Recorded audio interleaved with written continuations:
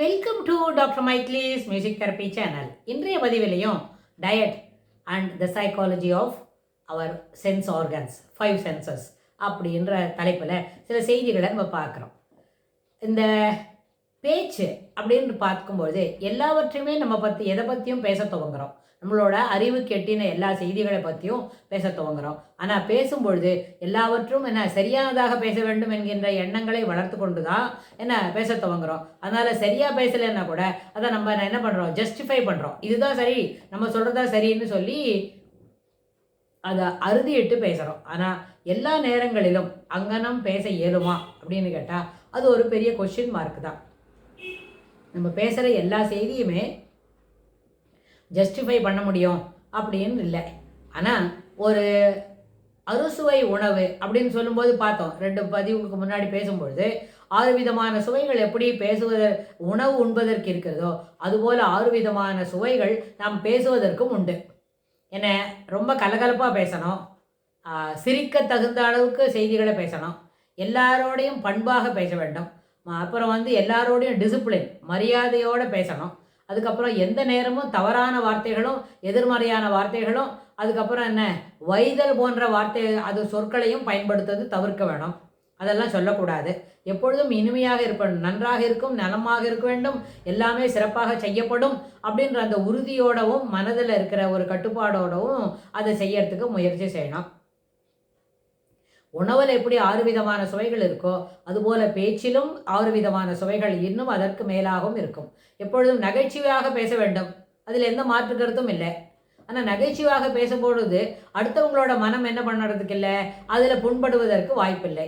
ஆனால் சிலவங்க அவங்களோட ஜஸ்ட் லைக் தட் கேரக்டரையே தவறாக பேசுவாங்க. ஒருத்தருக்கு சின்ன வயசுலேயே கொஞ்சம் மூப்பு இருக்கிற மாதிரி இருக்கிறாங்கன்னு வைங்க, முடியெல்லாம் நரைச்சி போயிட்டுது, வேகமாக நடக்க முடியல அப்படின்னு சொன்னால் அவங்கள கேலியாக பேசுவாங்க. அது ஒரு பெரிய தவறு போல சொல்லுவாங்க. ஏன்னா இயற்கை நம்மளுக்கு நிறைய விதத்தில் நல்லது செய்யும். ஆனால் நிறைய அதிகமான விதத்தில் நம்மளுக்கு தவறு கூட இழைக்கமாக இருக்கும். இயற்கை இழைக்கக்கூடிய தவறுக்கு யாரும் அதற்கு பதில் சொல்வதற்கு வாய்ப்பே இல்லை. ஏன்னால் கடவுள் முன் அனைவரும் சமம். நம்மளுக்கு நல்ல விதமான உடல் உறுப்புகள் இருக்குது, நல்லபடியாக பேசுகிறோம், பழகிறோம், எல்லாமே செய்ய தெரியுது, வேகமாக ஓட தெரியும் அப்படின்னா அதுவும் இறைவன் கொடுத்த வரம் தான். சிலவங்களுக்கு நல்லபடியாக பேச வரல, சிலவங்களால் வேகமாக நடக்க முடியல, நடந்தாலும் ஓடுறதுக்கெல்லாம் முடியவே முடியாது அவங்களால அப்படின்னு சொன்னால் அதுவும் இறைவனுடைய கட்டுப்பாட்டில் இருக்கக்கூடிய விஷயந்தாங்க. அதனால் அவங்களால ஒருத்தரால் வேகமாக நடக்க முடியல, அவங்களுக்கு நடக்கிறதுக்கு தயங்குறாங்க அப்படின்னா அதற்காக அவங்களை எள்ளி நகையாடுவதை தவிர்க்க வேண்டும். ஸோ அதுபோல் பேச்சு என்னது, கசப்பானது. அதுபோல் பேச்சு கசப்பானது, ஏற்புடையதன்று. அதுபோல் பேச்சுக்களை தவிர்க்க வேண்டும். ஆனால் இதுவே நல்லபடியாக நகைச்சுவாக பேசுகிறோம், எல்லாவற்றையும் சிறப்பாக இருக்க வேண்டும் என்கின்ற எண்ண கோணத்தில் ஒரு குறிப்பிட்ட நேரத்தில் 1 மணி நேரம் நம்ம எத்தனையோ பேரோட பேச போகிறோம் அப்படின்னா அந்த 1 மணி நேரமும் கலகலப்பாகவும் நகைச்சுவையாகவும் இனிமையாகவும் பேச முடியும் அப்படின்னு சொன்னால் அது ஒரு பெரிய சிறப்பு. 6 சுவை உணவில் எப்படி ஒரு இனிப்பும் இதுவும் சேர்ந்தது நன்மை பயக்கும், டேஸ்ட் எனக்கு சுவை கூட்டி இருக்குமோ அதுபோல் இதுபோல் பேச்சும் சுவை கூட்டுதலாக இருக்கும். அதனால் எப்பொழுதும் 6 சுவை உணவுக்கு இருக்குது அப்படின்னு சொன்னால் நம்மளுடைய பேச்சுக்கும் சிறப்பான விஷயங்கள் இருக்குது. எப்போவுமே கடுஞ்சொற்களை சொல்வதை தவிர்க்க வேண்டும்.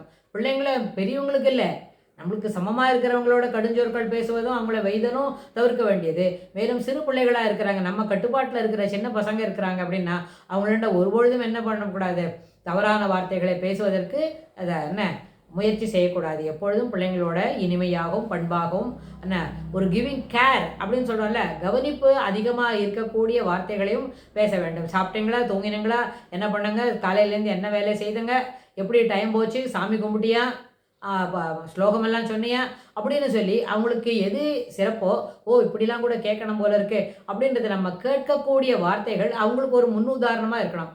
அவங்களுக்கு அது ஒரு படிப்பினையை தரக்கூடியதாக இருக்க வேண்டும். அதனால் சிறப்பாக பேசுவது என்பதும் நல்ல பழக்க வழக்கங்களிலே ஒன்று. அதாவது டயட்டுன்னு சொன்னால் உணவு உண்பதற்கு மட்டுமே டயட் இல்லை, பேசுவதற்கும் சிறப்பான வார்த்தைகளும் தெளிவான வார்த்தைகளும் மனம் திறந்தும் ஒரு கபடம் இல்லாமலேயும் பேச வேண்டும் என்பது இங்கே உறுதியாக எடுத்து சொல்லப்படுகிறது. அடுத்த பதிவில் நம்ம இதுக்கு தொடர்புடைய செய்திகளை பார்க்கலாம். தேங்க்ஸ் ஃபார் வாட்சிங்.